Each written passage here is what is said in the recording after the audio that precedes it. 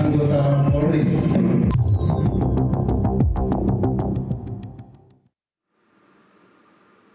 Pemirsa, terima kasih Anda masih terus menyaksikan NTV Prime. Kita lanjutkan perbincangan. Saya ke Pak Bambang. Tadi terakhir kita bicara sebenarnya sudah diketahui ya Pak Bambang apa saja yang kemudian menjadi masalah.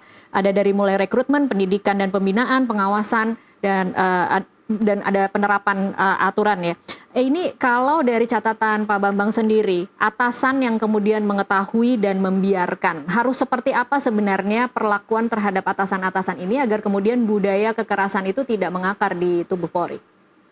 Di kepolisian sebenarnya sudah ada peraturan Kapolri 2 tahun 2022 tentang pengawasan melekat, ya. Karena atasan dari personil yang melakukan pelanggaran itu juga harus bertanggung jawab dan berfungsi. Hanya saja ini terkait dengan penerapan dari peraturan oleh Polri sendiri. Lagi-lagi konsistensi masalahnya ya Pak Bambang? Konsistensi ini yang menjadi problem. Mengapa konsistensi ini tidak terjadi? Ya, karena elit kepemimpinan Polri ini melakukannya dengan seperti itu. Makanya memang ini yang terus berkelindan reformasi yang direkomendasikan oleh Komisi Reformasi Percepatan Reformasi Polri nanti juga tidak menyangkut aspek terkait elit pimpinan Polri.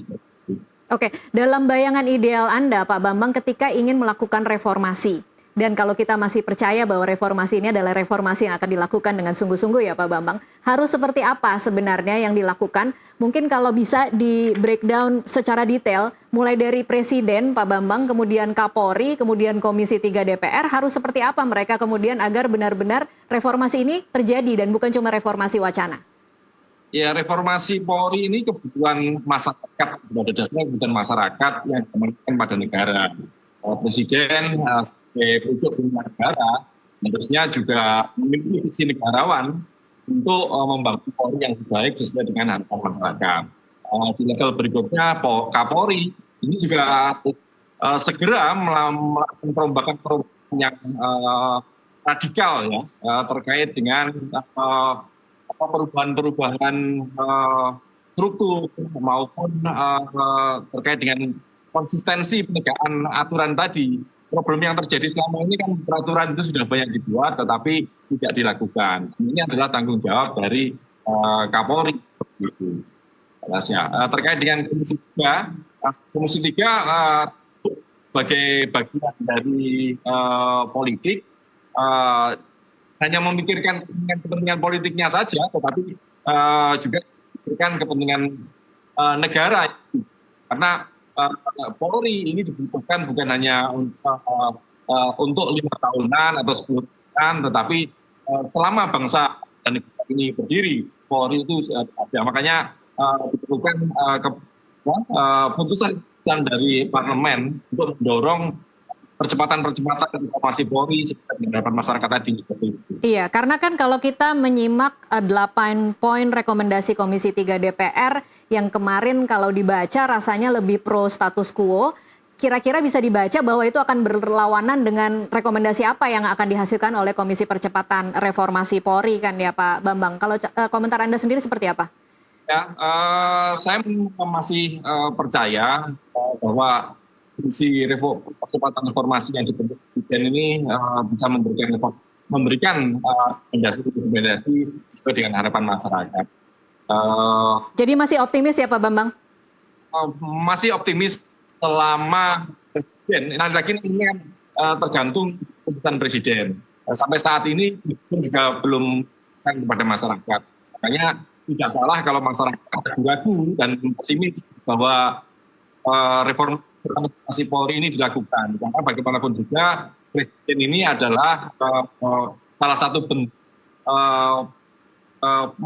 menjalankan fungsinya juga gitu sebagai penguasa atau pemegang kekuasaan. Makanya jadi yang kita butuhkan memang visi negarawan dari Presiden maupun pemerintah untuk Polri ke depan gitu. Iya, kita harus sama-sama tunggu Presiden kembali ke tanah air karena masih di luar negeri saat ini ya.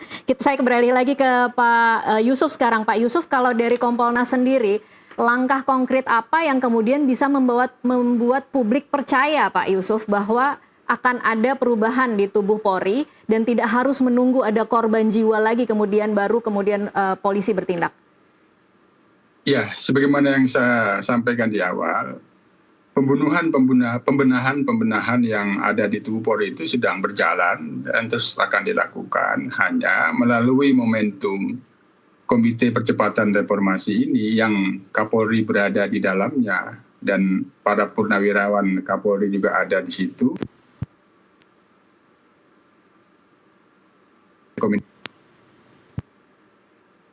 Di internalnya sudah ada timnya, sudah tahu sebenarnya. Tadi sebenarnya komitmennya itu sudah ada. Bagaimana dalam kasus Tual dan Sulawesi Selatan ini kaitannya mengikis budaya kekerasan itu sudah mengerti. Tinggal konsistensinya saja. Nah itu konsistensinya sudah mengerti apa yang dilakukan. Nah konsistensinya itu menjalankan komitmennya melalui yang tadi sudah saya sebutkan, pendidikan dan pembinaan. Nah, tinggal bagaimana pengawasannya. Nah, apa yang sudah disampaikan, diinternalisasi di dalam pendidikan, juga melalui proses pembinaan, baik itu mental, rohani, dan pembinaan karirnya. Terus memastikan itu berjalan, pengawasan. Nah, maka penguatan pengawasan itu perlu dilakukan. Sebenarnya, Mbak Tasha, pengawasan Polri ini kan sebenarnya sudah banyak. Kita urut aja. Pertama, pengawasan yang paling tinggi itu adalah pengawasan DPR. Nah, kaitannya dengan kekerasan, itu ada pengawasan HAM, Komnas HAM. Nah, kaitannya dengan pelayanan publik, ada Ombudsman. Nah, untuk perlindungan perempuan, ada Kementerian PPA. Iya.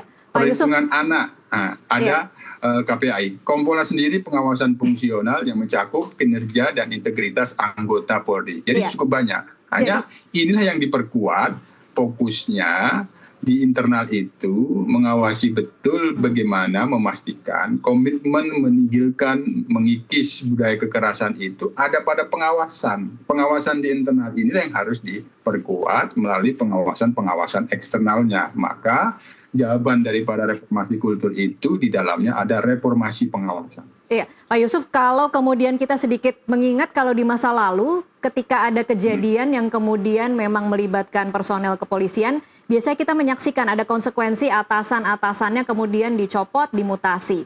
Akhir-akhir ini kita tidak menyaksikan itu. Apa catatan Anda, mengapa tidak dilakukan sehingga itu kemudian bisa jadi pembelajaran bahwa tiap atasan punya tanggung jawab untuk melakukan pengawasan internal di anggotanya? Ya itu tadi sudah disampaikan oleh Mas Bambang tadi, konsistensi dalam hal ini, konsistensi meneladani hal-hal yang sebelumnya yang baik untuk diteladani gitu. Artinya karena organisasi Polri ini kan kepolisian terpusat, hierarkisnya sangat kuat, ada lagi pengawasan melekat yang dilakukan oleh pimpinan, maka setiap ada peristiwa yang dilakukan oleh oknum yang melakukan pelanggaran, atasannya tetap harus dimintain pertanggungjawaban. Artinya di sini membangun budaya pertanggungjawaban atasan atas perilaku oknum yang melakukan pelanggaran bawahannya. Itu perlu sebagai wujud adanya konsistensi bagaimana komitmen membangun budaya kepolisian yang mengayomi, melindungi dan melayani melalui pertanggungjawaban atasan, baik itu administratif ya misalnya dimutasi, kalau administrasi kan dinonaktifkan. Nah, kalau pertanggungjawaban etik kan harus melalui sidang komisi kode etik. Paling mudah itu ya pertanggungjawaban administratif. Mengapa ada anggota BRIMOB ditugaskan untuk patroli, apakah memang faktanya ada kekurangan personil, harus dipaksakan BRIMOB, itu kan harus ada pertanggungjawaban administrasinya di dalam penugasan. Itu bentuk pertanggungjawaban atasan.